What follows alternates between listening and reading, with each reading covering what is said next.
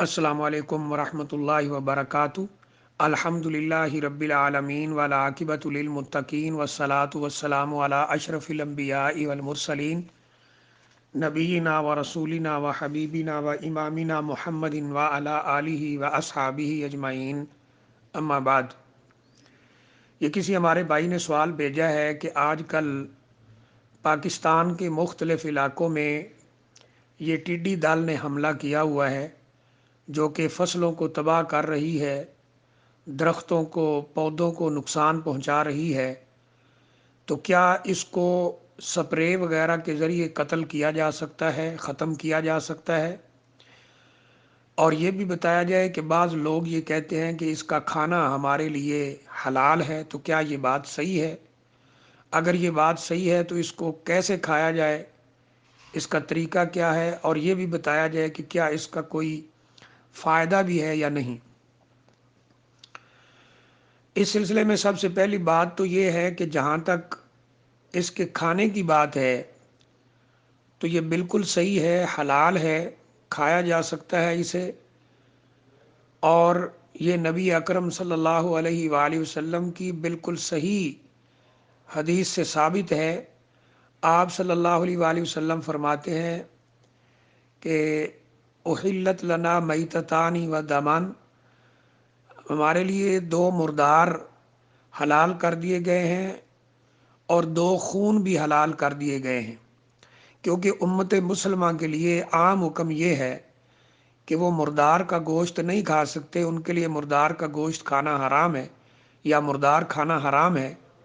اسی طرح ذبح کے وقت جو خون نکلتا ہے دمن مسفوحہ، قرآن مجید میں اللہ تعالیٰ نے فرمایا وہ بھی حرام ہے۔ لیکن حدیث شریف کی روح سے یہ دو چیزیں یعنی کھانے کے لیے دو جانور اور دو خون حلال کر دیے گئے ہیں۔ جو جانور حلال ہیں ان کے لیے نبی صلی اللہ علیہ وسلم نے فرمایا فَأَمَّا الْمَيْتَتَانِ فَالْحُوتُ وَالْجَرَادُ، ایک تو مچھلی ہے اور ایک ٹڈی دل ہے۔ بعض میں السَّمْكُ وَالْجَرَادُ کہ ایک مچھلی ہے اور ایک ٹڈی دل ہے، یعنی ان کو اگر ذبح نہ بھی کیا جائے تو یہ ہمارے لیے مردہ حالت میں ہی کھانا بالکل جائز ہے۔ مچھلی پوری دنیا میں کھائی جاتی ہے، جو ہی مچھلی کو پانی سے نکالا جائے تو وہ مر جاتی ہے، اس کو ذبح نہیں کیا جاتا، اسی طرح کھایا جاتا ہے۔ اور یہ جو ٹڈی دل ہے، جراد، یہ عرب اسے بڑے شوق سے کھاتے ہیں اور اسے بھی بغیر ذبح کیے ہوئے کھایا جاتا ہے۔ اور جو دو خون حلال ہیں ان کے لیے نبی اکرم صلی اللہ علیہ وسلم نے فرمایا کہ یہ دو خون جو ہمارے لیے حلال ہیں، وہ ایک کلیجی کا خون ہے جو کلیجی کے اندر رہ جائے، اور ایک تلی کا خون ہے، یہ بھی کھائے جا سکتے ہیں۔ اگر یہ کھا لیں تو کسی قسم کا کوئی گناہ اور حرج نہیں ہے۔ تو جہاں اس حدیث سے یہ ثابت ہو رہا ہے کہ مچھلی اور ٹڈی دل کھانا جائز ہے، حلال ہے، اور یہ دو خون بھی کھانا جائز اور حلال ہے، تو وہاں یہ بات بھی بالکل واضح ہو رہی ہے کہ قرآن مجید کو سمجھنے کے لیے اور قرآن مجید سے صحیح استفادہ کرنے کے لیے ساتھ ساتھ حدیث کی بھی اسی طرح ضرورت ہے، نبی اکرم صلی اللہ علیہ وسلم کے فرامین اور آپ کے حکموں کی اسی طرح ہمیں اشد ضرورت ہے جس طرح قرآن مجید کی ضرورت ہے۔ قرآن مجید میں ایک عام حکم ہوتا ہے، اس کو خاص حدیث کر دیتی ہے۔ بعض دفعہ حدیث شریف میں ایک حکم ہوتا ہے، اس کو حدیث خاص کر دوسری حدیث خاص کر دیتی ہے۔ تو یہ عام اور خاص کی بحث انتہائی اہم ہے، اور جو لوگ دین کی تعلیم حاصل کرتے ہیں وہ اسے اچھی طرح جانتے ہیں، ابتدائی کلاسوں میں ہی یہ چیزیں بتائی جاتی ہیں۔ تو قرآن میں حکم عام ہے کہ کوئی مردار نہ کھایا جائے، لیکن حدیث نے اس کو خاص کیا کہ دو مردار کھائے جا سکتے ہیں، جن میں ایک مچھلی اور ایک ٹڈی دل ہے، اور اس طرح دو خون بھی، تلی اور جو ہے یہ دوسرا یعنی جو نبی اکرم صلی اللہ علیہ وسلم نے کلیجی کا خون ہے وہ حلال قرار دیا ہے۔ یہ تو ہے اس کے کھانے کے متعلق۔ اب اگر کسی کی طبیعت اس کو کھانا گوارا نہیں کرتی تو وہ ایک الگ بات ہے، وہ نہ کھائے، لیکن یہ بالکل جائز اور حلال ہے۔ نبی اکرم صلی اللہ علیہ وسلم نے بھی اسے استعمال کیا ہے، کھایا ہے۔ حضرت عبداللہ بن ابی اوفا فرماتے ہیں کہ ہم نے نبی اکرم صلی اللہ علیہ وسلم کے ساتھ 7 غزوات کے اندر حصہ لیا، فرماتے ہیں کہ ناکل الجراد ماہو، ہم نبی صلی اللہ علیہ وسلم کے ساتھ یہ ٹڈی دل کھایا کرتے تھے۔ تو اس سے پتہ چلتا ہے کہ آپ نے خود بھی کھایا ہے، صحابہ اکرام نے بھی کھایا ہے۔ ہاں اگر کسی کو یہ تباً اس ناپسند ہو، فطرتاً ناپسند ہو، تو وہ نہ کھائے، کوئی حرج والی بات نہیں ہے، لیکن کھانے والوں پر کوئی اعتراض نہ کرے۔ جیسا کہ رسول اللہ صلی اللہ علیہ وسلم کے سامنے دسترخوان پر جو ذب کا گوشت یعنی گو کا گوشت کھایا گیا، صحابہ اکرام نے کھایا لیکن آپ نے اسے نہیں کھایا، ناپسند فرمایا ہے، آپ نے نہیں کھایا ہے، صحابہ اکرام نے اسے کھایا ہے اور آپ کے سامنے دسترخوان پہ کھایا گیا ہے۔ بالکل اسی طرح اگر کوئی اسے نہیں کھانا چاہتا تو یہ اس کی اپنی ایک طبی معاملہ ہے، یعنی وہ طبی طور پہ ناپسند کرتا ہے۔ جہاں تک اس کا حکم ہے تو یہ بالکل حلال اور جائز ہے۔ دوسری بات کہ اس کا قتل کرنا کیسا ہے، تو ایک حدیث میں یہ الفاظ ملتے ہیں کہ رسول اللہ صلی اللہ علیہ وآلہ وسلم نے یہ جراد جو ہے یعنی ٹڈی دل، اس کو قتل کرنے یعنی مارنے سے منع کیا ہے، اور فرمایا کہ یہ اللہ تعالیٰ کے لشکروں میں سے ایک لشکر ہیں، لہٰذا ان کو قتل نہ کیا جائے۔ نبی اکرم صلی اللہ علیہ وآلہ وسلم کی یہ حدیث بالکل صحیح اور یعنی ثابت شدہ ہے کہ نبی اکرم صلی اللہ علیہ وسلم فرماتے ہیں لا تقتلوا جراد، اس کو ٹڈی دل کو قتل نہ کرو، فَإِنَّهُ مِن جُنْدِ اللَّهِ الْأَعْظَمِ، یہ اللہ تعالیٰ کے بڑے لشکروں میں سے ایک لشکر ہے۔ تو اب اس حدیث میں کیونکہ اس کو قتل کرنے سے مارنے سے منع کیا گیا ہے، لہٰذا بہت سارے علماء کا یہ خیال ہے، محدثین کا یہ خیال ہے کہ ٹڈی دل کو قتل نہ کیا جائے، اس کو مارا نہ جائے، کیونکہ یہ اللہ تعالیٰ کے لشکروں میں سے ایک لشکر ہے۔ تو جب ہم ان حدیث کو دیکھتے ہیں اور پھر اس کے نقصان وغیرہ کو جو فصلوں کو پہنچاتی ہے اس کو دیکھتے ہیں،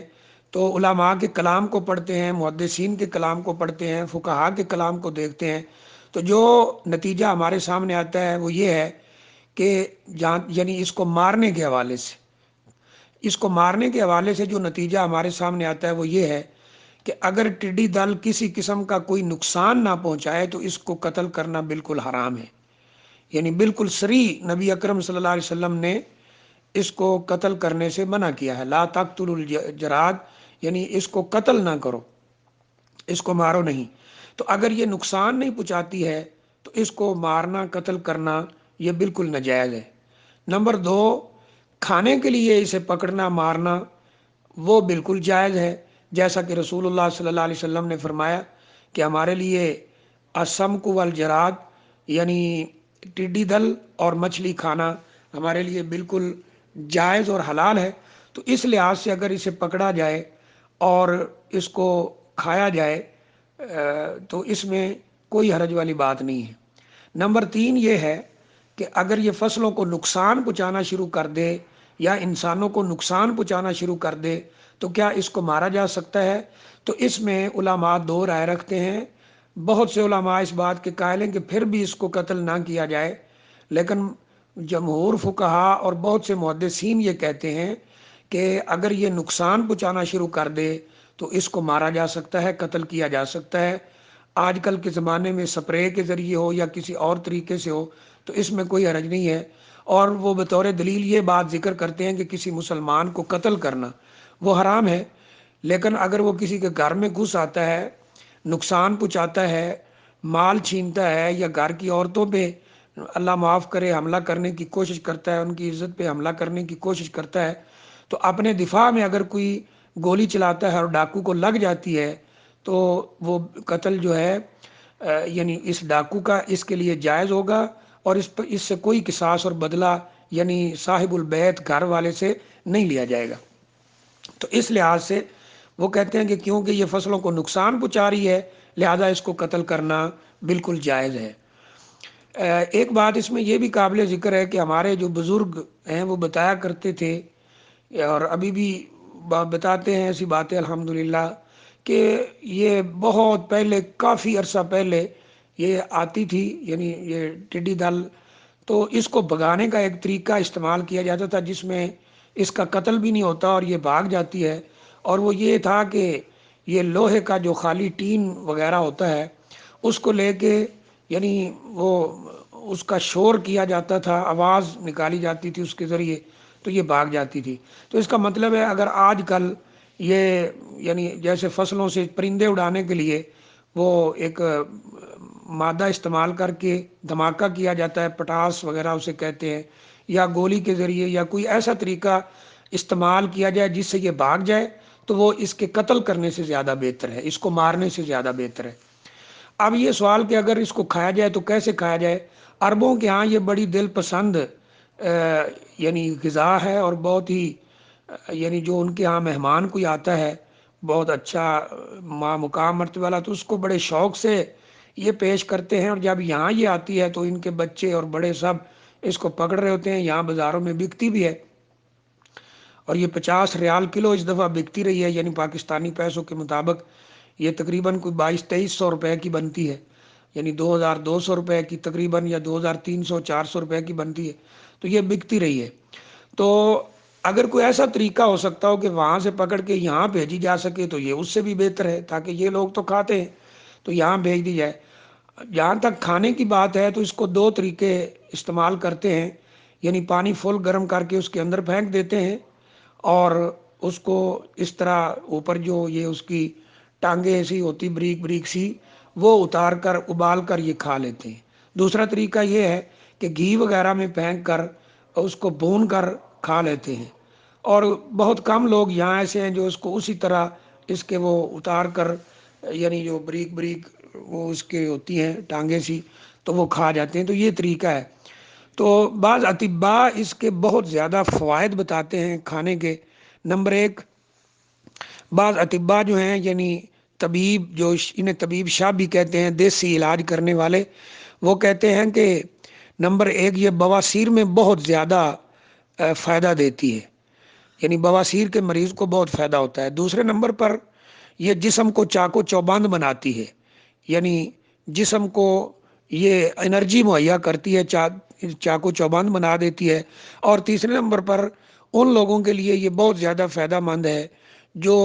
یعنی جنسی قوت کے اندر کمزوری محسوس کرتے ہیں، ان کے لیے بھی۔ اس کی وجہ یہ بتائی جاتی ہے، اطباء یہ بتاتے ہیں کہ کیونکہ یہ مختلف قسم کی جڑی بوٹیاں، مختلف قسم کی لکڑیاں کھا جاتی ہے، اور اس طرح فصلیں کھاتی ہے، پھول کھاتی ہے، مختلف قسم کی چیزیں، تو اس کے اندر انتہائی یہ طاقت ہوتی ہے۔ اور خاص طور پر یہ جو بوڑھے حضرات ہیں ان کے لیے یہ بہت ہی زیادہ فائدہ مند ہے، جوڑوں کے درد وغیرہ میں بھی بعض لوگ بتاتے ہیں۔ تو بہرحال یہ مختصر سا اس کے بارے میں نے عرض کر دیا جو میرے پاس علم تھا۔ اللہ تعالیٰ ہماری کوششوں کو قبول فرمائے، اور ان کوششوں کے بدلے میں اللہ تعالیٰ جنت الفردوس کا رستہ آسان فرمائے۔ اور جو کچھ اس میں صحیح ہے میری اس میں یعنی اللہ تعالیٰ کی توفیق سے ہے، اس میں میرا کوئی کمال نہیں، اور اگر کوئی اس میں غلط بات ہوگی ہے تو یہ میری کام علمی اور شیطان کی طرف سے ہے۔ واللہ عالم بالصواب۔